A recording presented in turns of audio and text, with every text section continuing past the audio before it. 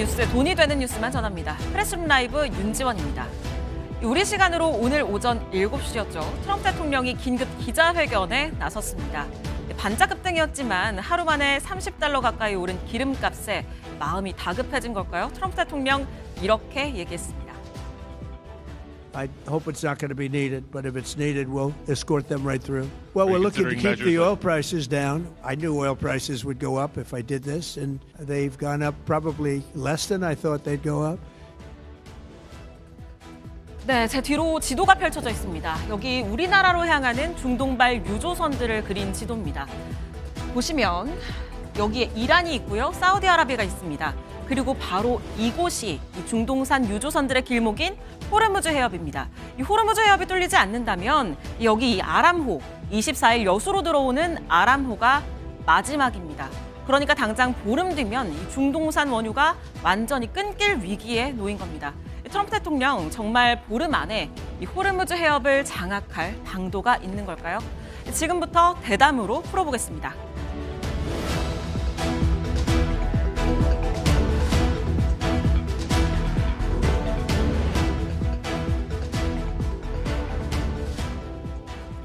네, 오늘은 중동 정세 전문가 이 백승훈 연구위원님, 경제 전문가 박시동 평론가님 나오셨습니다. 어서 오세요. 안녕하세요. 네, 트럼프 대통령 오늘 아침 기자회견에서 이런 얘기도 했습니다. 조만간 전쟁을 끝내겠다라고 말이죠. 이 모습도 영상으로 확인해 보겠습니다. This was just an excursion into something that had to be done. We're getting very close to finishing that. Thank you, Mr. President. On Iran, you called it an excursion. You said it would be over soon. Are you thinking this week it will be over? No, Are you but talking soon. about days? I think so. Okay, and with respect Very to... soon. Look.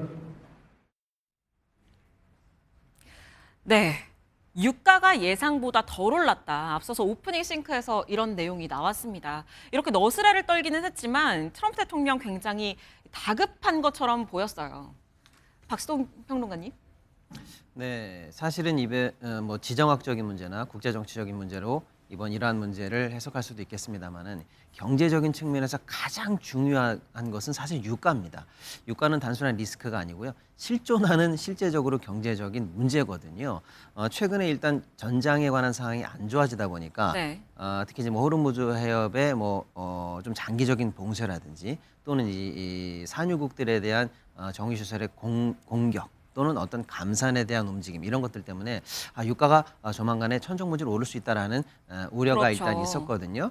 특히 이제 한 80불 선 언더로 사실은 유가를 이제 국제적으로 조금 뭐랄까요, 좀 통제 비슷하게 네. 일단 관리는 하고 있었는데 하루아침에 이제 $90 선으로 뭐랄까요, 이제 뚜껑이 열리고 나니까요. 그렇죠. 예, 100불을 넘어섰고요. 심지어 어저께는 이제 장중에는 119불까지 사실 그러니까요. 터치하면서 100불 선을 가볍게 넘고 이제 자칫하면 150불 선까지 올라갈 수 있다라는 두려움이 사실 전 세계 경제계를 강타한 상황이었거든요. 네. 이건 이제 전 세계를 강타했다고 해서 그럼 미국은 이 영향권에서 그럼 안전한 것이냐? 그렇지가 않아요. 미국의 이제 소비자과 관련한 유가도 사실은 이제 $2 중반대부터 사실은 이제 조금씩 영향을 받기 시작해서요. 네. 3불 초반대까지 사실 올라간 상황입니다. 네.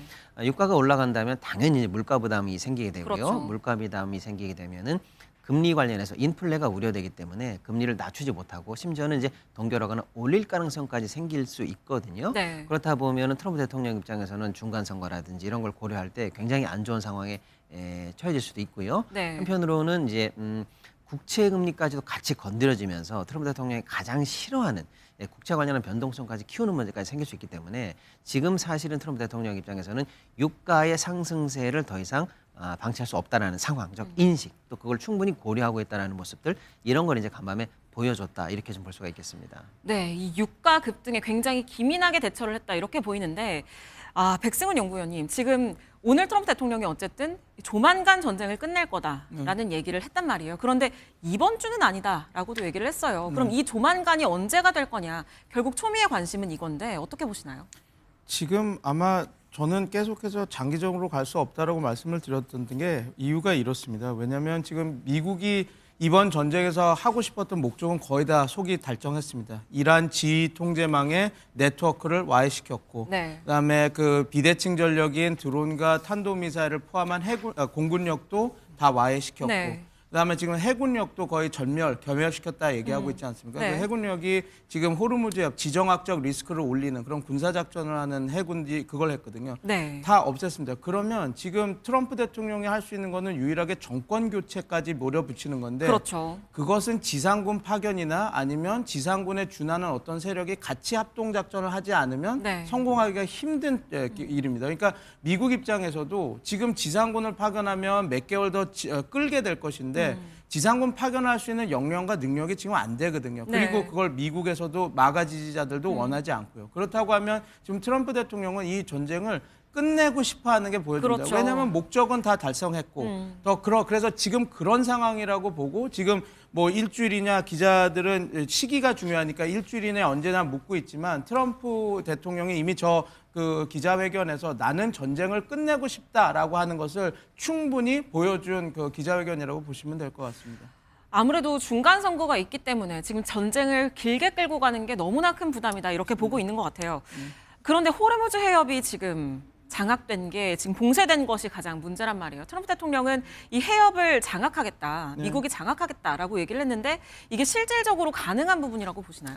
가능합니다. 왜냐하면 지금 유가가 안정된 것은 그 유럽에 있었던 비축분을 푼 것도 있지만 지금 가장 중요시 봐야 될 게 지금 호르무즈 해협과 이번 작전에서 핵 항모 전단이 2대가 가 있거든요.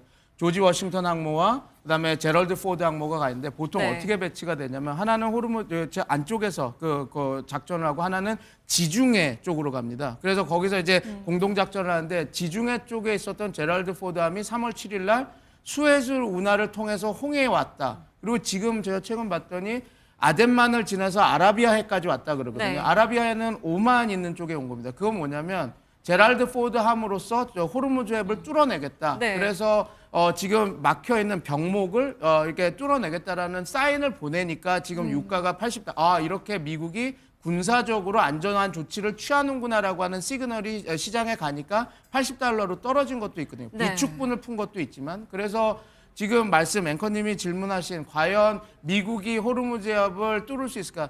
단기적으로는 그리고 미국 핵 항모가 그렇게 위치하고 있는 상황에서는 안정화를 시킬 네. 수 있습니다. 근데 이제 문제는 이거겠죠. 과연 제랄드 포드 함이 언제까지 거기서 계속 있으면서 그런 군사 작전을 할 것인가? 그것도 비용이 계속 들어가는 그러니까요. 것이니까. 그래서 완벽하게 이 호르무즈 해협이 완전히 안정화되는 것은 미국이 제대로 된 출구 전략을 쓰고 이란도 어느 정도 받아들여서 종전까지는 아니지만 정전 수준의 어떤 협상이 돼야지 진정한 의미의 호르무즈 해협이 안정화가 될 것 같습니다. 단 말씀드린 대로 그 제랄드 포드함이 거기 호르무즈 해협을 지키는 한 그리고 그 군사 작전을 하는 한 이런 안정화는 지속될 것 같습니다. 지금 결국에는 그럼 군사작전이 해상으로까지 지금 번질 수 있다라는 얘기인데 사실 우리나라 배들도 호르무즈 해협에 지금 7척이나 발이 묶여 있는 상황이잖아요. 그렇다면 이 배들의 안전도 좀 우려가 되는데 그 부분은 괜찮을까요? 지금 다 안전 때문에 묶여 있어서 밖에 안전한 지역에 나와 있는 거죠. 근데 이제 그 제랄드 포드 함이 들어가면 그냥 항모만 아니라 거긴 잠수함, 네. 이지스함, 다 구축함 이런 것들이 같이 따라가기 때문에 아마 모르겠습니다. 제가 군사작전을 어떻게 진행될지 모르겠지만 그런 수송, 계속 요구하는 게 우리가 이런 막혀 있는 병목을 뚫기 위해서 지금 묶여 있는 배들의 수송 작전을 하겠다, 안전하게 이동할 수 있게 하겠다라고 하니까 만약에 그게 실제적으로 작전이 시행된다면 우리나라 발묶여 있는 우리나라 선박 7개도 안전하게 통과할 수가 있겠죠. 네. 그런데 트럼프 대통령의 이런 기자회견 그리고 호르무즈 해협을 이제 미국이 장악하겠다라는 발언 이런 것들이 좀 영향을 많이 미치고 있는 것 같아요. 실제로 이 국제 유가가 트럼프 대통령이 전쟁을 좀 일찍 끝낼 수 있다라는 얘기를 내놓자마자 바로 떨어지는 모습을 보였고 미국 증시도 다시 반등을 좀 했거든요. 네. 근데 이게 너무 증시가 롤러코스터 타고 있고 유가도 트럼프 대통령의 말 한마디에 뭐 오락가락하고 있는 상황 이게 너무 장기화되고 있는 것 같아요. 네, 이제 사실은 굉장히 중요한 변곡점을 사실은 어제부터 좀 겪고 있다라고 시장이 지금 주목을 한 거거든요. 네. 이제 앵커님 말씀 주신 것처럼 이제 가장 우려하는 게 변동성인데요. 사실은 전장 초기 일주일 정도를 봤을 때 우리나라와 뭐 일본 정도 이렇게 동아시아 쪽에서는 사실 굉장히 큰 변동성을 겪었습니다만은 네. 정작 전쟁 당사국인 미국이나 이스라엘이나 이런 쪽에서는 사실은 증시가 오히려 뭐 약보합선이니까 크게 빠지지도 않았고요. 네. 유가도 80선 선에서 마무리가 됐고 달러 인덱스도 99선에서 어느 정도는 제한적 범위 내에서 리스크가 움직였는데요. 네. 불과 이제 한 1, 2일 사이 안에서 사실은 유가가 이제 100을 넘고 119까지 터치하면서 이제 본격적으로 전쟁의 영향이 경제적으로 확산되는 거 아니냐라고 해서 좀 걱정을 하는 딱 그 변곡점이었습니다. 네. 그 순간에 이제 사실은 트럼프 대통령의 이제 메시지가 나온 거고요. 시장이 곧바로 이제 환영을 한 겁니다. 그리고 이제 아까 우리 교수님 말씀 주셨습니다만은 트럼프 대통령이 전쟁을 조기에 종결할 수 있다는 메시지 하나. 네. 그다음이 유가 관련해서 호르무즈 해협의 어떤 뭐 선박을 호위하는 어떤 프로세스. 네. 근데 이제 그게 꼭 현실화되고 안 되고라기보다는 그만큼 중요한 문제라는 것에 대해서 트럼프 대통령이 인식하고 인식하고 있다. 있다라는 게 이제 네. 시장이 안심하는 부분이거든요. 근데 이제 군사적으로도 물론 저희는 잘 모르겠습니다만 예를 들어서 미국의 이제 군함들이 민간 유조선을 호위하는 게 과연 오히려 이제 타겟이 부상하면서 더 위험을 키우는 거 아니냐라고 네. 해서 현실화될 수 있을까? 이거는 이제 논외로 하더라도요.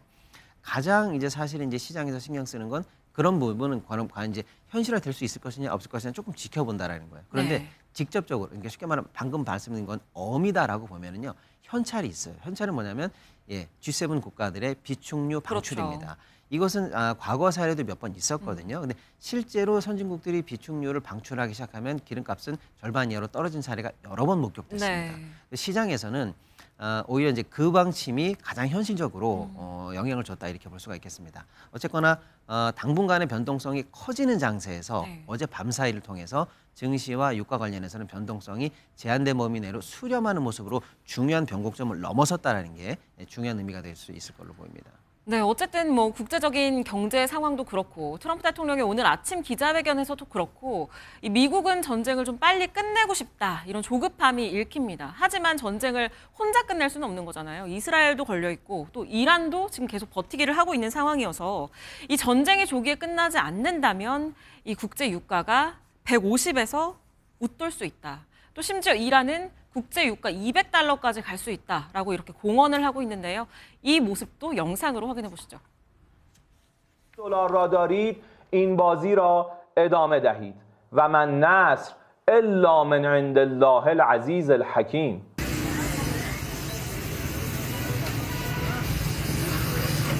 खड़े पता नहीं स्टॉक इतनी खड़े ने क्या क्यों गवर्नमेंट को चाहिए कि इन्हें खुलवाना चाहिए দিনে তেলটা আগে দিবে না মানুষে এই যে ভোগান্তি করতেছে 200-300 বাইক একসাথে সিরিয়াল ধরে দাঁড়ায় রইছে 200 টাকার তেল দেয় 네, 우리나라 경제에 미칠 영향도 조금 이따가 얘기를 해보겠습니다만 지금 보시면 전 세계 곳곳에서 특히 이 개발도상국이라든지 좀 약소국들에서는 정말 곡소리가 나오고 있는 상황인 것 같아요. 맞습니다. 이제 사실 세계 경제에 가장 현존하는 리스크는 유가인데요. 네. 그 부분이 이제 가시화되고 있다라는 게 세계적으로 지금 현재 확인이 되고 있는 상황입니다. 중동에서는 뭐 당연한 문제고요. 뭐 인근 이제 파키스탄이라든지 또 이제 심지어 이제 우리 동아시아까지 글로벌리하게 사실은 이제 영향이 퍼져나가고 있는 상황이다라고 말씀드릴 수가 있겠습니다. 네, 이런 상황에서 전쟁을 일으킨 두 축, 미국과 이스라엘의 균열 조짐이 보이고 있습니다. 이스라엘이 이란 석유 시설을 공급한 걸 두고 지금 미국 행정부가 불편함을 드러내고 있는 건데요. 이 모습도 확인해 보시죠. No, there are no plans to target Iran's oil industry, their natural gas industry, or anything about their energy industry. Yeah, these are Israeli strikes. We want to end a 47-year war. Whether from a political perspective, but also from a financial one. And that is why we are seeing some of these strikes on Iran's oil refineries and fuel depots. 네, 이 이란의 기름비, 이 검은 비가 내리는 모습을 어제 보지 않으신 분들 뉴스 보셨다면 정말 없을 것 같습니다. 그런 만큼 지금 이게 화학전까지 이어지는 거 아니냐라고 논란이 많이 되고 있는 부분인데 여기에 대해서 미국이 통보를 받기는 했습니다만 그런데 공격 규모가 예상보다 훨씬 커서 좀 당황했던 것 같아요. 이스라엘에 지금 이렇게 얘기를 했다고 합니다. 이게 도대체 무슨 짓이냐 이렇게 메시지를 보냈다는 건데요. 이렇게 민감하게 반응한 이유 뭐라고 보시나요? 미군의 군사작전에서 그 정유시설을 때리는 것은 분명히 선택지에 있었습니다. 근데 네. 왜 저렇게 에너지 장관부에서 장관도 저렇게 이야기하고 하는 이유는 뭐냐면 이게 고조에 따라서 하려고 했던 카드거든요. 근데 네. 이 시점에 이스라엘이 먼저 이렇게 치니까 반발이 나온 거죠. 이게 어떻게 보면 지금 전쟁을 수행하는 데 있어서 미국은 이 확전이 되고 이게 장기전으로 가는 것을 원치 않는다라는 네. 것을 적극적으로 보여주는 모습입니다. 네. 그러니까 어떻게 하냐면 정유시설을 때린다라고 하는 것은 이란의 정권 교체까지 우리가 끝까지 밀고 가겠다라고 그렇죠. 하나의 카드이기 때문에 고조하는 측면에서 그 상황이 되면 해야 되는데 이제 미리 이스라엘은 먼저 공격을 한 것이죠. 네. 그러니까 속도 조절을 위해서 우리는 그렇게 하지 않았다 이렇게 고삐를 잡아채는 그 모습이고요.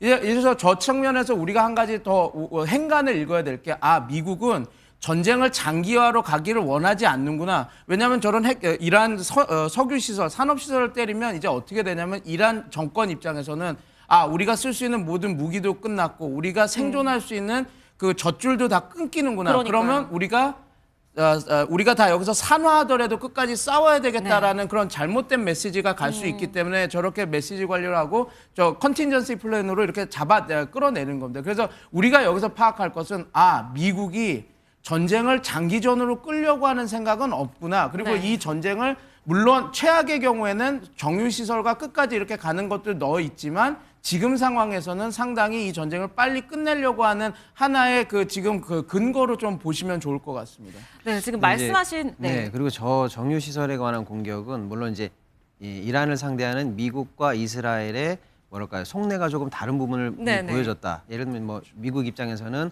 어쨌거나 소기의 목적을 달성하고 전쟁을 조기에 종식시키려고 하는 다양한 플랜 속에서 현재 상황을 관리하고 있는데 이스라엘 입장에서는 그저 이란에 대한 진정한 타격이 목적이 아니냐. 그렇죠. 이런 식으로 약간 이제 미묘한 차이를 드러냅니다만은 경제적으로 굉장히 큰 의미를 내포할 뻔했습니다. 왜냐하면 사실 우리가 지금까지도 계속 얘기했던 게 유가 아니겠습니까? 네. 결국 국제사회가 가장 걱정하는 것은 이 에너지 불안인데 정유 시설에 관한 공격은 그 파급력이 상당히 그렇죠. 다릅니다.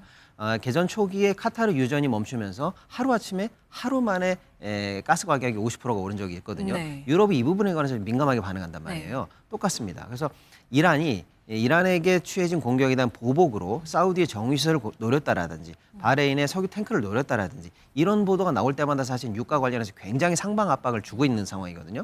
그런데 정작 기름 그 자체를 공격했다라는 거는요. 그럼 이란도 이제 이란산 현재 이란에 남아있는 비축유라든지 저장유가 만약에 소진된다라면 그렇죠. 이란 스스로도 국제적으로 내놓을 수 있는 물량이 준단 말이에요.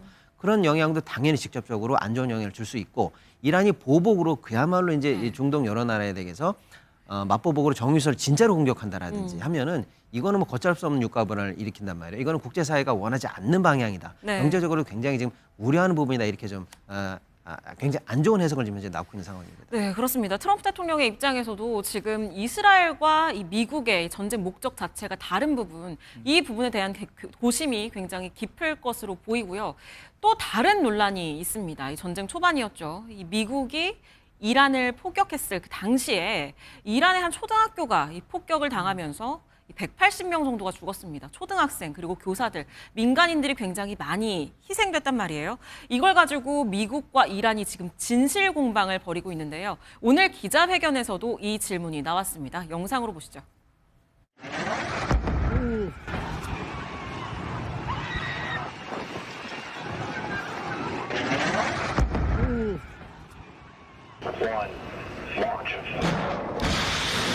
Whether it's Iran, who also has some tomahawks, I wish they had more, but whether it's Iran or somebody else, the fact that a tomahawk is very generic, it's sold to other countries. 네, 며칠 전에 트럼프 대통령이 저 폭격 이란이 잘못한 거다 이렇게 얘기를 했었어요. 그러자 이란이 지금 저 8초 분량의 영상을 공개한 겁니다. 지금 보시는 모습인데 미사일이 딱 찍혔습니다. 그런데 저 미사일이 이 토마호크라는 거예요. 이 해군 함정이나 잠수함에서 발사 가능한 장거리 순항 미사일인데 그런데 이 미사일이 미국에만 있다 이렇게 알려졌습니다. 그렇다 보니까 이거 미국이 공격 잘못한 건데 그런데 이거 이란한테 책임 떠넘긴 거 아니냐, 법적인 도덕적인 책임을 떠넘긴 거 아니냐 이런 얘기가 나와서 오늘 아침에 나온 질문에 이 트럼프 대통령 저렇게 얘기했습니다. 이란에도 저 미사일이 있다라는 건데요. 그 트럼프 대통령의 워딩은 우리가 고지고대로 들으면 안 되는 면이 있다고 네. 보시면 되고 저 사건이 벌어지고 미군에서 첫 자체 조사가 나왔을 때 거기가 그 자체 조사가 흘러나왔죠 언론 네. 보도에 미국이 우리가 실수했을 수 있다라고 그 인정하는 보도가 나왔습니다. 네. 그러니까 트럼프 대통령이 그렇지 않다 하면서 이제 그 기자들과 간담회에서 이란 미사일이 얼마나 형편한지 알지 않느냐, 이란이 때려놓고 저런다, 뭐 이렇게 얘기를 했다가 네. 이제 이란 측에서 그 비디오 자료를 공개한 겁니다. 이게 그 토마호크 미사일로 확실히 추정이 될 수 있는 증거 자료를 내면서 네. 토마호크로 맞았는데 무슨 얘기를 하는 거냐 이런 얘기를 할 수 있죠. 그러면 결국은 그 이란이 토마호크를 이용해서 이런 언론전과 심리전을 위해서 자기 여학교 초등학교를 때렸다라는 얘기가 그렇죠. 되는데 그리고 그게 사실이 되려면 넘어야 될 의아한 점이 너무 많습니다. 그래서 지금 상황에서는 물론 이제 더 조사가 들어가 봐야 되겠지만 미국이 오폭으로 해서 이런 이렇게 사건이 벌어졌다라고 보는 게 조금 더 합리적인 판단일 것 같습니다. 지금 트럼프는 이란에도 저 토마호크 미사일이 있다 지금 이렇게 주장을 했잖아요. 그리고 저 주장은 어느 정도 신빙성이 있는 거라고 보시나요? 이란이 저런 무기를 갖고 있다고 보기에는 좀 과한 이야기인 것 같습니다. 네. 왜냐하면 이란이 지금 계속 발사하는 미사일 중 그리고 여태까지 보유하는 미사일 그리고 이란에 대해서 과거에 콘트라 플롯이 있긴 있지만, 그러니까 무슨 말이냐면 이란 이라크 전쟁 때는 미국이 이라크와 이란의 양쪽의 무기를 팔아서 큰 스캔들이 된 적이 있거든요. 네. 그 이후에는 이란에 들어가는 무기에 대해서 미국이 상당히 관리를 하고 있기 때문에 저런 식으로 이렇게 이야기가 하기는 좀 쉽지 않습니다. 오히려 이런 얘기를 할 수 있죠. 그냥 이스라엘의 모사드가 이란의 소행인 것처럼 보이기 위해서 이렇게 공격하고 그런 정보를 풀 수 있다는 게 오히려 더 네. 그럴싸한, 더 넘어야 될 허들이 좀 적은 추정이기 때문에 그렇게 되면 음모론이 계속 되기 때문에 제가 볼 때는 저 미국의 오폭으로 인한 타격이 아닌가 이렇게 보는 게 더 합리적인 판단일 것 같습니다. 네, 이렇게 전쟁으로 인한 이 희생자들이 날이 갈수록 늘어가는 상황에서 트럼프 대통령은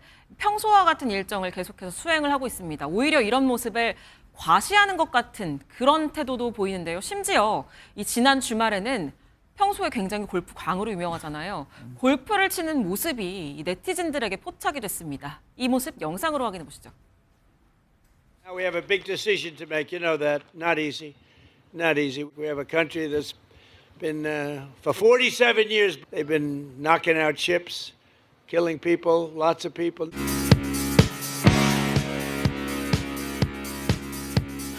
Young man, there's no need to feel down. I said, young man.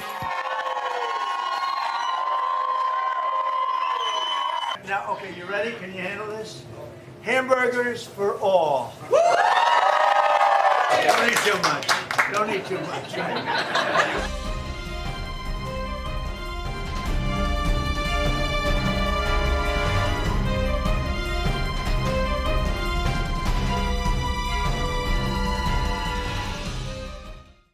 네, 지금 미국에서도 미군이 7명이 지금 죽었어요. 전사했습니다. 그런 상황에서 저렇게 평소처럼 골프를 치는 모습. 심지어 지금 저 골프장에서 쓴 저 하얀색 모자 있잖아요. 저게 얼마 전에 미군 유해 송환식이 있었는데 그때 저 모자를 써서 굉장히 예의 없다 이런 지적을 받았던 저게 유해 송환식 모습입니다. 그랬던 모자인데 그 모자를 그대로 쓰고 골프를 쳤어요. 이런 모습 미국 내 여론이 좋을 수가 없을 것 같은데요. 트럼프 대통령의 특유의 뭐라 그럴까요? 어떻게 좋게 보면 굿센 리더십, 그러니까 언론이 뭐라 하더라도 나는 내가 생각하는 일들을 해내겠다라고 하는데 어떻게 보면 언론이 이렇게 뜨겁게 올라올 때는 저렇게 강대강으로 가는 것보다 사과도 하고 그런 모습이 필요한데 트럼프 대통령은 우리가 다 아는 것처럼 사과를 별로 하지 않는 대통령 중 하나입니다. 네. 그러니까 저렇게 모자를 똑같이 쓰고 간 것은 그냥 나는 그런 거를 생각 안 한다. 나는 내가 옳다고 생각한 거를 계속 가겠다라고 하는 그런 측면에서 봐야 될 것 같습니다. 네. 네, 저렇게 트럼프 대통령이 꼼짝을 하지 않는 모습을 보여서 그런지 이 트럼프 대통령을 향한 부정적인 여론이 이제 아들들한테 옮겨가는 모습이에요. 이 막내 아들 베런 트럼프가 징병을 해야 된다. 이런 글까지 지금 올라오고 있다고 해요. 네. 이 부분은 어떻게 보셨나요? 그게 지상군 파견이 할 수도 있다라고 얘기가 나오니까 시작된 겁니다. 처음에는 지상군 파견은 없다라고 얘기를 했을 때는 그런 문제가 없었는데 트럼프 대통령이 지상군 파견도 할 수 있다라고 하는 이야기를 계속하니까 그러면 먼저 너의 아들을 먼저 보내라 이렇게 얘기해서 그런 해시태그를 다는 운동이 이렇게 시작됐죠. 근데 뭐 이런 운동은 뭐 비단 미국뿐만 아니라 만약에 어느 나라라도 최고 지도자가 전쟁을 수행하려고 한다면, 근데 그 최고 지도자가 뭐 병역 의무를 하지 않았거나 아들들의 병역 의무 없으면 당연히 비판을 받을 수밖에 없는 부분이고, 트럼프 대통령 자체가 징역을 많이 회피한 걸로 유명하지 않습니까? 네. 그러니까 그런 것들에 대한 그 약점들이 계속해서 언론에서 이제 아니면 그 미국 반대파에서 계속 조롱거리로, 공격거리로, 이렇게 정치적 공격거리로 계속 사용되고 있는 것이죠. 네, 트럼프 대통령 입장에서는 전쟁이 좀 빨리 끝나기를 바라는 것 같은데, 그런데 이란은 그럴 생각이 없어 보입니다. 지금 새로운 지도자를 뽑으면서 결사항전의 의지를 보이고 있습니다. 모즈타바 하메네이를 선출을 한 건데, 트럼프 대통령은 이 모즈타바에 대해서도 후계자로 인정하지 않는 듯한 발언을 내놨습니다. 이 모습도 확인해 보시죠. You know, I was disappointed because we think it's going to lead to just more of the same problem for the country. So I was disappointed to see their choice. 네, 그럼에도 불구하고 이란은 지금 이 결사항전 의지를 드러내고 있어요. 지금 이란 내부에서 집회가 굉장히 크게 열리고 있다고 하는데, 불과 얼마 전까지만 해도 이 이란의 정권 교체, 이란의 정치 구조를 바꿔야 된다고 집회가 크게 열렸었는데, 지금은 오히려 반대로 지금 이란 수도 테헤란의 모습인데, 충성을 다짐하는, 지금 현 지도부에 대한 충성을 다짐하는 저런 대규모 군중 집회가 열리고 있는 상황이거든요. 언제 포탄이 떨어질지 모르는데 목숨을 걸고 지금 저렇게 집회에 나서는 거예요. 네. 이 부분 오히려 트럼프가 지금 역효과를 내고 있는 것 같은데요. 네, 뭐 일각에서는 좀 관제 데모다라고 얘기할 수도 있는데요. 앵커님 지적하신 것처럼 역효과를 내고 있는 부분이 있습니다. 그 역효과 중에서 가장 컸던 것은 쿠르드족 그러니까 민족 분쟁을 야기하려고 했던 지점에서 컸습니다. 왜냐하면 카메네이를 싫어했던 이란의 군중들은 미국이 와서 우리를 리버레이터로서 우리를 자유롭게 해주고 민주주의, 그리고 진짜 우리가 원하는 것들을 세속적인 정권을 세워줄 줄 알았는데, 결국은 지금 소수민족 문제를 해서, 왜냐하면 이란 내에서는 다양한 소수민족이 있고 그중에서 쿠르드족과 아제리인들이 분리 독립을 하기를 원하거든요. 근데 이 분리 독립하려고 하는 걸 해서 오히려 우리의 민주주의가 아니라 이 우리나라를 혼란으로 하고 완전히 혼돈 상태로 해서 정권 교체를 하려고 하구나. 정권 교체하고 나서 그러면 우리는 내전 상태, 이란인과 쿠르드, 아제리 이런 내전 상태로 가는구나라는 이야기를 딱 들었을 때 이란 국민들은 이런 생각을 하겠죠. 카메네이 싫어. 근데 나는 우리나라가 이런 식으로 쪼개지고 내전 상태로 가는 거는 아니라고 생각해라. 네. 그래서 애국주의가 이렇게 불돋아지니까 트럼프 대통령이 하려고 했던 이란 내부를 분열시키는 게 오히려 내부 결집을 만들게 하는 효과가 있었던 거예요. 그래서 트럼프 대통령도 바로 다음 날에 아니다, 나는 쿠르드가 개입하는 거 원치 않는다. 오히려 이미 복잡한 문제를 더 복잡하게 만들 뿐이다. 트럼프 대통령이 쿠르드 카드를 사용한 게 무슨 문제였는지를 잘 파악을 못했던 것 같습니다. 네. 그러다가 딱 보고 저 멘트는 아주 정확한 멘트였습니다. 오히려 쿠르드를 사용하는 것이 이란 정권에는 큰 타격을 주는, 내부에서부터 흔들 수 있으니까요. 그렇지만 그게 지금 오히려 문제를 더 복잡하게 만드는, 그래서 멈추게 하는, 그래서 그런 것들이 지금 아까 말씀드린 대로 내부 결집에는 역효과를 내고 있다는 걸로 보시면 될 것 같습니다. 네, 문제를 오히려 더 복잡하게 만들었다 이렇게 얘기를 했는데, 저희가 이 이란의 권력 구조를 담은 그래픽을 좀 준비를 해봤습니다. 이 그래픽을 보시면 지금 최고 지도자가 있고요. 그 밑에 혁명수비대가 있고 그 밑에 대통령과 정부가 있어요. 혁명수비대 굉장히 강경파인데 이 대통령과 정부가 그 아래에 있단 말이에요. 또 모즈타바의 경우에는 지금 아버지 하메네이보다 더 강경한 인물이다. 심지어 혁명수비대 출신으로 더 강경한 인물이어서 이 혁명수비대가 지금 이미 절대 복종과 충성을 맹세한 상황이고, 그리고 오히려 온건파로 분류되는 이 페제시키안 대통령의 경우에는 식물 대통령으로 전락했다. 지금 이러한 분석까지 나오는 상황이거든요. 이란이 계속 버틴다면 미국이 전쟁을 끝내고 싶어도 끝낼 수가 없는 거 아니겠냐. 이런 얘기들도 많이 나오는데요. 근데 제가 이 말씀은 드리고 싶습니다. 모스타바 강경파 맞고 강경 우파가 맞습니다. 네. 근데 제가 던지고 싶죠. 뭐를 위한 강경파라는 걸 우리가 한 번 더 생각해 봐야 됩니다. 모즈타바가 강경파지만 지금 아까 지금 그래프에 보여드렸던 신정 민주주의 체제를 유지하고 안정화시키는 데 목숨을 거는 사람입니다. 네. 그래서 우리가 착시 효과가 있는 게 작년 12월, 1월 시민봉기가 일어났을 때 모스타바가 앞서서 아주 강력하게 그들을 제압해서 네. 이게 무조건 싸움을 가고 끝까지 가는 사람이구나 판단하시겠지만 그거는 왜 그렇게 강력하게 그 시민봉기를 잡았냐. 이게 정권의 위협이 되기 때문에 그렇게 때려잡은 거거든요. 네. 그럼 반대로 이렇게 보십시오. 지금 이란 정권은 저 신정민주주의체에는 백척간도했습니다. 미국에 계속 공격이 유지되고 저렇게 정유시설까지 공격이 되면 이란 신정민주주의 체제는 무너지거든요. 네. 그럼 모스타바는 어떤 사람이냐? 신정민주주의 체제를 어떻게든 지키려고 하는 사람입니다. 그런 사람이라면 신정민주주의 체제를 지키려면 한신의 가랑이를 들어갔던 것처럼 할 수 있는 인물이에요. 네. 그러니까 꼭 우리 언론들이나 좀 조심해야 될 부분이 강경파기 때문에 그냥 불사하고 산화하고 미국과 끝까지 싸우겠다라고 하는 것은 그 강경파가 뭘 목적으로 강경파가 되는지를 이해를 못하는 부분이 있다고 생각합니다. 네. 그러니까 거기서 착시가 있을 수 있는데 모즈타바는 이렇습니다. 핵심 인물이었고 혁명 수비대의 모든 충성을 받고 있는 사람이기 때문에 오히려 그 어떠한 그 이란의 리더들보다 운신의 폭이 넓습니다. 우리가 네. 보통 얘기할 때 보수가 집권을 했을 때 북한과의 대화를 더 운신의 폭을 더 넓힐 수가 있듯이 왜냐하면 우리가 의심을 하지 않습니까? 네. 하지 않게 되지 않습니까? 그래서 모스타바가 강경파 맞고 이란 정권을 살리기 위해서는 목숨까지 불사한 인물은 맞지만 지금 상황에서는 만약에 이 정권을 살리려면 이란과 이스라엘의 공격을 막고 그게 위장전술이라고 한다든 유화책을 써서 지금 시간을 벌어서 체제 안정화를 네. 꿈쳐야 됩니다. 그러면 그런 환경에 있고 그 가장 운신의 폭이 넓은 모스타바라고 본다면 그냥 강경파기 때문에 뭐 이란과 미국과 이스라엘과 절대 항정을 해서 산화할 거다라고 하는 분석은 제가 보는 사실과는 괴리가 있을 거라고 보고 오히려 서로의 승리를 주장하며 우리 모스타바 같은 경우는 미국이 우리를 이렇게 억압했지만 우리 체제를 지켰다라는 승리하면서 종전 그리고 이 미국 입장에서는 우리가 계획했던 모든 목적을 다 달성해서 승리했다. 그래서 양쪽이 승리했다라고 하면서 전쟁이 또 빨리 이렇게 마무리될 수도 있는 네. 그런 변수도 있다라고 하면서 좀 이번 상황을 좀 지켜보시면 좋을 것 같습니다. 네, 우리나라를 위해서도 전쟁이 하루빨리 마무리가 돼야겠습니다. 운송, 배달업계에선 정말 직격탄을 맞고 있는데요. 목소리 들어보시죠. 엄청 많이 들었죠. 300에서 350 선이었는데 500이 넘어버리니까 감당이 안 되죠. 3, 40 더 빠지죠. 오르기 전에 1,600 얼마에서 거기 좀 딴 데보다 쌌어요. 근데 지금 거의 2,000원. 네, 기름값 오르면 물가가 줄줄이 오를 수밖에 없죠. 심지어는 이 난방을 못해서 딸기도 안 익고 꽃이 시들고 있다. 지금 이런 기사들까지 나오고 있습니다.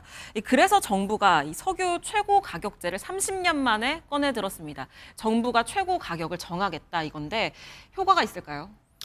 네, 사실은 이제 예전에 오일 쇼크 있을 때 또는 그 이전에는 있었는데요. 그 네. 이후에 한 번도 사실은 법 제도 안에 있기만 있었지 사용된 적은 없는 제도입니다. 사실 이제 시장 경제 내에서 가격을 상한을 정해서 통제한다라는 게 여간 쉬운 일은 아니거든요. 그렇죠. 사실상 그리고 뭐 효과가 꼭 좋게만 나는 적도 아닌 적도 있습니다. 네. 예를 들어서 놀려왔던 가격 때문에 갑자기 공급이 줄어서 네. 오히려 시중에서는 구하기 더 어려워지는 상황이 생길 수도 풍기가 있고요. 있을 수 맞습니다. 그리고 이제 통제가 지난 다음에는 놀려왔던 가격이 한꺼번에 반영되면서 네. 이후에 오히려 물가 폭등을 만드는 그런 부작용도 있을 수는 있거든요. 네. 그래서 굉장히 조심스러운 부분인데 지금 이제 막 우리 경제가 작년에 이제 한 1.0 정도 하다가 올해 2.0 정도로 회복하면서 내수라든지 전체적으로 수출이라든지 해서 기지개를 켜고 있는 상황에서 지금 만약에 유가 폭등이 나온다면 이건 오히려 골든타임을 놓치면서 우리 성장 동력을 조금 끊을 수 있다. 이렇게 정부가 좀 심각하게 생각한 것 같아요. 그런 측면에서 가장 마지막에 나올 수 있는 카드조차도 지금 이제 조기에 검토하는 것 같습니다. 산자부 측 입장에서는 지금 가격 상한제 조기 시행에 준비 검토까지 어느 정도 맞춰졌다라고 해서요. 가시권에는 들어오는 것 같은데요.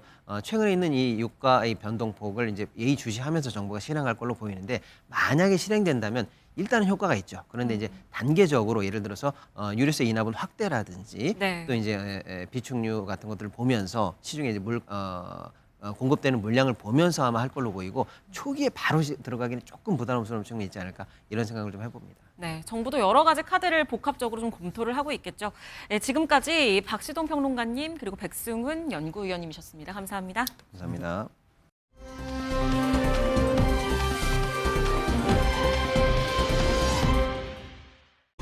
네, 계속해서 뉴스라이브에서 화제 소식들도 하나하나 만나보겠습니다. 핑크빛 인생은 없더라. 무슨 얘기일까요? 보유 중인 건물을 내놓았다는 배우 하정우 씨의 부동산 얘기입니다. 한 드라마 제작 발표회에서 관련 이야기가 있었는데요. 한번 들어보시죠. 다 아시다시피 부동산 시장이 안 좋기 때문에 일찌감치 손절하기 위해서 한 2년 전부터 내놓은 거라 저는 그것 또한 이번 드라마를 찍어서 제가 어떤 심경의 변화를 겪어서 그러한 결정을 내리는 것은 아닙니다. 대한민국에서 건물주 되는 법이라는 제목의 새 드라마에서 생계형 건물주 역할을 맡았다는 하정우 씨인데요. 다만 이미 2년 전부터 손절을 위해서 내놨던 건물들이고 드라마 때문에 어떤 심경의 변화가 있었던 건 아니라고 하죠. 스스로도 부동산 지식이 부족해서 저질렀던 부분이 있기 때문에 작품을 찍으면서 조금 더 이입된 건 사실이라고 밝혔습니다. 앞서 하정우 씨가 보유 중인 4채의 부동산 가운데 2곳을 매물로 내놨다는 보도가 있었죠. 관철동 7층 건물, 서울 종강역 피아노 거리에 위치한 곳입니다. 송파구 방이동 건물은 프랜차이즈 스타벅스가 통으로 임대 중이라고 하는데요. 아직 실제 매매가 이루어지진 않은 걸로 보입니다. 물건에 하자가 있거나 그런 건 아니다. 재차 강조했던 하정우 씨입니다. 연예계 이야기 조금 더 해볼까요? 맥락이 조금 다릅니다. 건강 이상설이 불거진 배우 최불암 씨 얘기입니다. 최근 저희 알토란에 출연한 이 백일섭 씨가 우려 섞인 말을 전해왔습니다. 들어보시죠. 자꾸 위에가 비어? 준경님 그러셨지. 또 불암 형도 요즘에 연락이 없어. 전화도 안 받으셔. 어디 아프신지. 자꾸 꼬치꼬치 물어볼 수도 없고. 그 참 걱정이야. 난 제일 걱정이 지금 바로 위에 선배인데 불암 형이 투두 털고 빠져나왔으면 좋겠어. 얼마 전 세상을 떠난 고 이순재 배우 이야기에 최불암 선배까지 위에서 다 연락이 안 된다. 꼬치꼬치 물어보고 싶은데 그럴 수도 없고 툴툴 털고 빨리 나왔으면 좋겠다. 이 안타까움을 전했는데요. 작년엔 14년간 진행하던 프로그램에서도 자진 하차했다는 최불암 씨였죠. 여기에 최근 이런 백일섭 씨의 우려까지 전해지면서 팬들의 걱정을 샀습니다. 자, 걱정할 정도가 아니다. 최불암 씨 측의 입장이 있었습니다. 일부 매체가 전한 이 관계자 인터뷰에 따르면 허리가 좀 안 좋아서 재활 중이긴 하지만 알려진 것처럼 심각하게 안 좋은 건 아니라고 하는데요. 정해진 일정도 논의하고 있고 곧 방송에서도 모습을 볼 수 있을 거란 전언입니다. 시간은 흐르고요. 우리와 함께 이렇게 나이를 먹어가고 있는 스타들 자연스럽게 건강 걱정도 뒤따르는데요. 건강한 모습의 최불암 씨, 그 이야기대로 곧 볼 수 있길 바라겠습니다. 마지막 소식 볼게요. 단촛물 대신에 락스를 내줬다는 이 초밥집. 논란의 소식입니다. 최근 SNS를 통해서 전해진 사연인데요. 회사 동료들과 함께 서울 용산구 한 초밥집을 찾았다는 작성자. 회와 함께 초밥밥을 시켰는데 초대리라고 부르는 이 단촛물에 아무 냄새가 안 나더라는 겁니다. 밥에 섞어서 비벼봤더니 그제야 이 불쾌한 냄새가 올라왔고 그때 락스란 걸 알게 됐다. 큰일 날 뻔했다면서 가슴을 쓸어내렸다는 얘기였습니다. 작성자를 정말 화나게 한 건 식당 직원의 태도였다고 하는데요. 한번 들어보시죠. 내가 아니라면 자식이 만약에 식당 가서 락스를 먹을 뻔했다 혹은 먹었다 그러면 어땠을 것 같냐, 만약에 그러다가 죽기라도 하면 어떨 것 같냐라고 하니까 맨 처음에 아예 그렇다고 죽진 않아요 막 이랬어요. 그래서 거기서 당황을 한 번 더 했고 그냥 사과를 하셔야 된다 그랬더니 죄송합니다, 죄송해요, 근데 어떻게 사과할까요? 진짜 이랬어요 말투가. 두 번 다시 그러지 마라, 이거 진짜로 만들면 안 된다. 그렇게 하고 이제 일단은 자리로 돌아갔죠. 이후 대응 때문에 분통을 이렇게 터뜨린 작성자인데요. 다만 사장이 아닌 직원이었고 이후 식당 대표와 통화해서 사과도 받고 개인적인 합의도 마쳤다고 전했습니다. 한편 해당 식당은 작년 말에도 이 오픈 주방 청소에 락스를 너무 과하게 쓰더라 관련 리뷰가 올라왔던 곳인데요. 구청은 작성자의 신고를 접수한 뒤에 해당 식당 점검에 나선 걸로 전해지고 있습니다. 식당 측도요, 전 직원 위생교육과 함께 재발 방지를 약속했습니다. 물론 다시는 일어나선 안 될 일이겠습니다.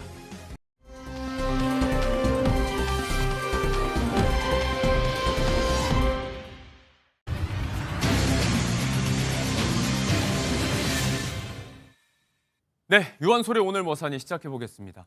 최근에 SNS 등을 통해서 보셨을는지 모르겠습니다. 다리미에 탄 것 같은 셔츠, 쓰레기 봉투 모양의 가방들, 명품이라는 이유로 수백만 원을 호가하는 제품들이 또 화제가 되기도 했는데, 자, 논란을 부르는 이 파격 디자인의 명품들, 그 이면에 숨긴 이야기까지 한번 나눠보겠습니다.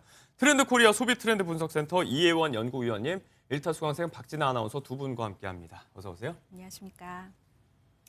가끔 보면 이제 나만 이 높은 예술의 세계를 이해를 못하는 건가 싶을 때가 있어요. 이게 디자인 같은 경우는 호불호가 갈린다지만 이게 워낙에 가격이 비싸다 보니까 논란을 부르는 대상이 있는데, 자, 지금 보고 있는 이 다림질하다가 태운 것 같은 이 셔츠, 가격이 100만 원을 훌쩍 넘는다면서요? 네, 맞습니다. 패션의 세계가 참 심오한 것 같습니다. 우리나라 돈으로 164만 원에 이르는 셔츠인데요. 이름이 화이트 아이러닝 번 셔츠입니다. 아이러닝. 네, 면 100% 흰 셔츠에 다리미 모양의 탄자국을 정교하게 프린트한 것인데요. 말 그대로 이제 제품 이름이 그런 거네요. 아이러닝 번. 네, 맞습니다. 일상의 실수를 패션으로 옮겼다라는 컨셉으로 화제를 모으고 있습니다.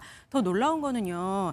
누가 이걸 사나 싶기도 한데 놀랍게도 일부 사이즈가 이미 품절 대란입니다. 그래요? 네, 이 셔츠 출시됐다는 소식을 접한 누리꾼들은요. 앞으로 다림질해서 태우더라도 절대 버리지 말고 잘 놔둬야겠다라고까지 이야기하고 있습니다. 네, 집에 있는 밋밋한 셔츠를 한번 일부러 태워볼까, 비싸다고 하니까 이렇게 농담을 주고받는 분들도 계신 것 같은데, 쉬이 납득이 가지 않는 게 좀 사람 눈이 다 비슷한 것 같습니다. 해외 매체에서도 주목을 했다고요? 네, 맞습니다. 이 사진을 본 싱가포르 한 매거진에서는요.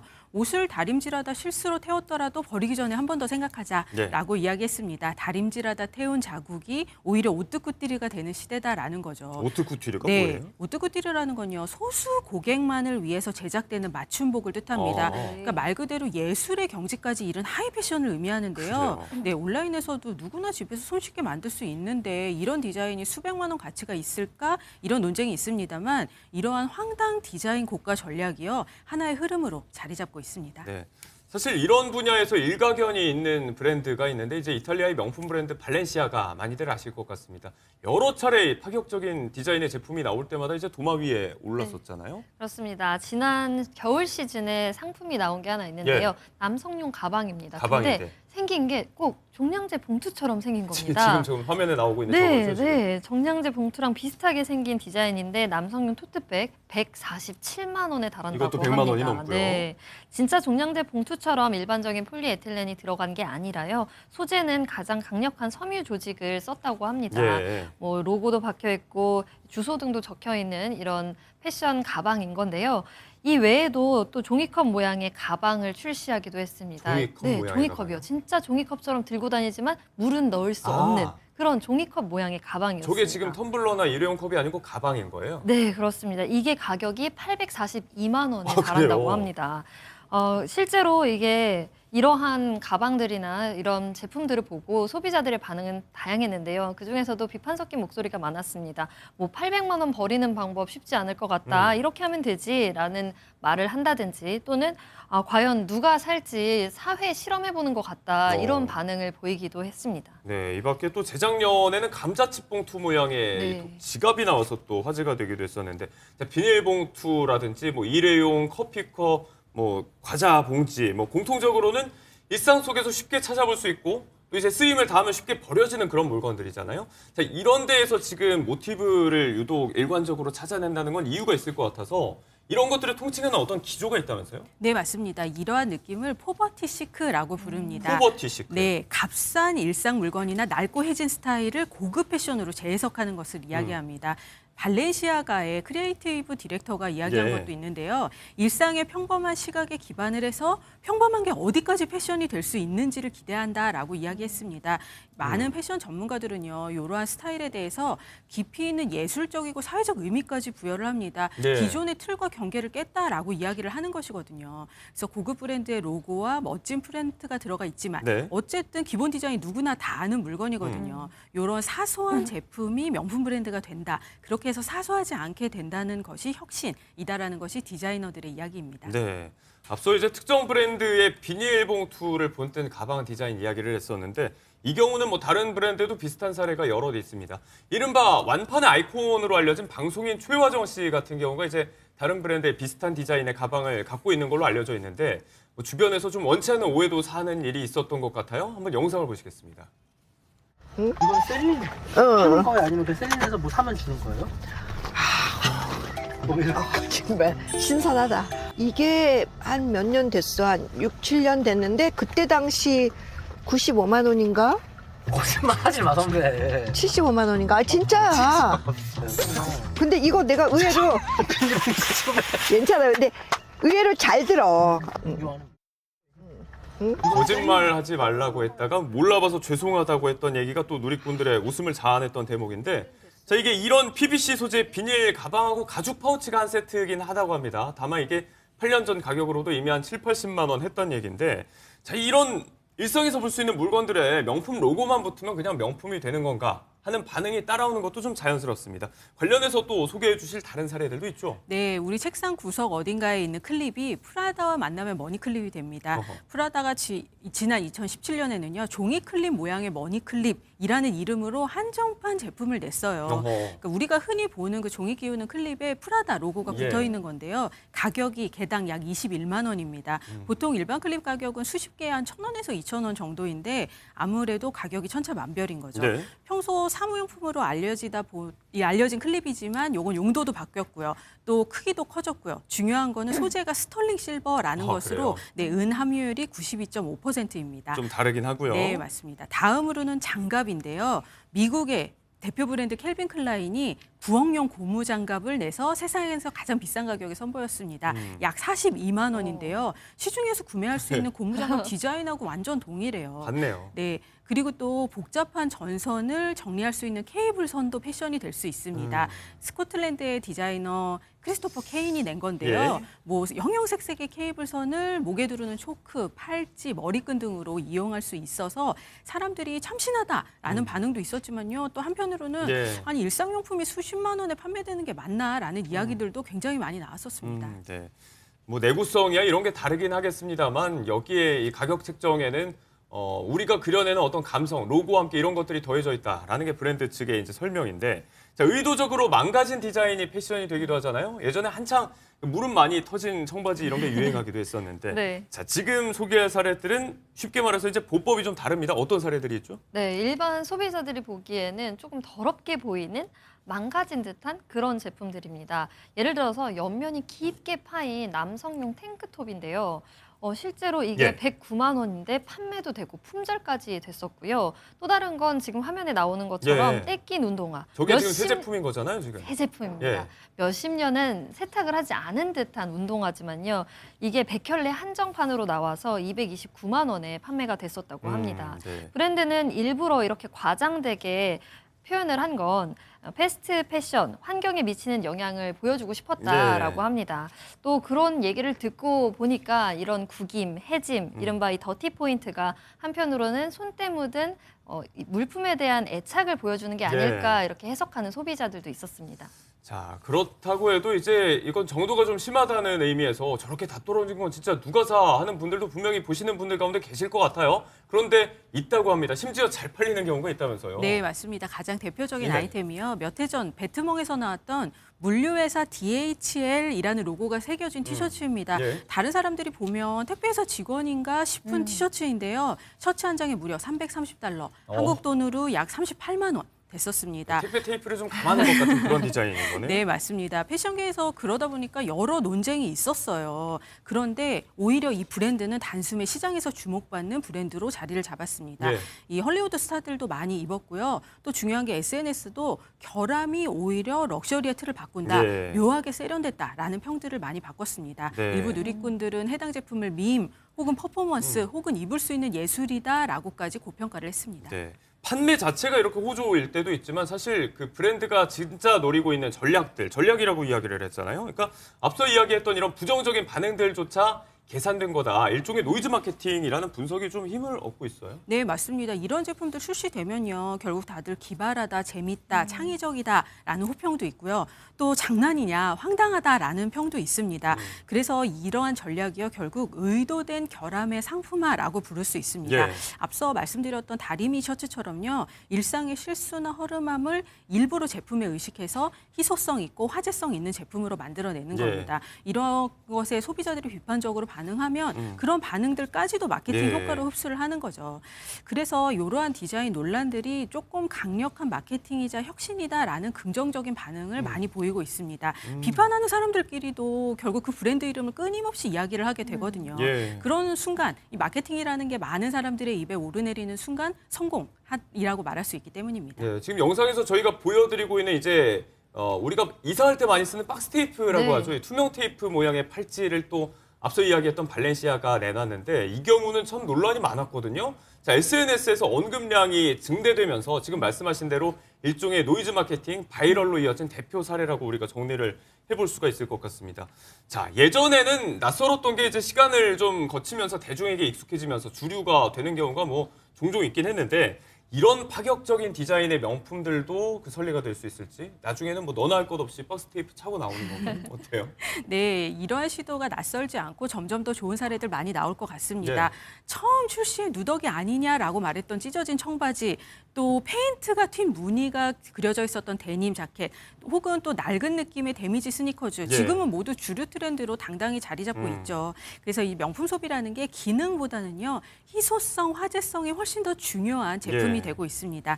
역시 이런 것들이 새로운 트렌드로 자리 잡을 것으로 예상됩니다. 네, 논란 자체도 화제 양산 차원에서 이용이 되는 이런 것들이 만들어가는 소비와 문화 시장들, 감성은 누가 규정하는가 여러 가지로 좀 생각해 볼 만한 거리를 남기는 오늘 주제였습니다. 이혜원 트렌드 코리아 소비 트렌드 분석센터 연구위원님과 함께했습니다. 고맙습니다.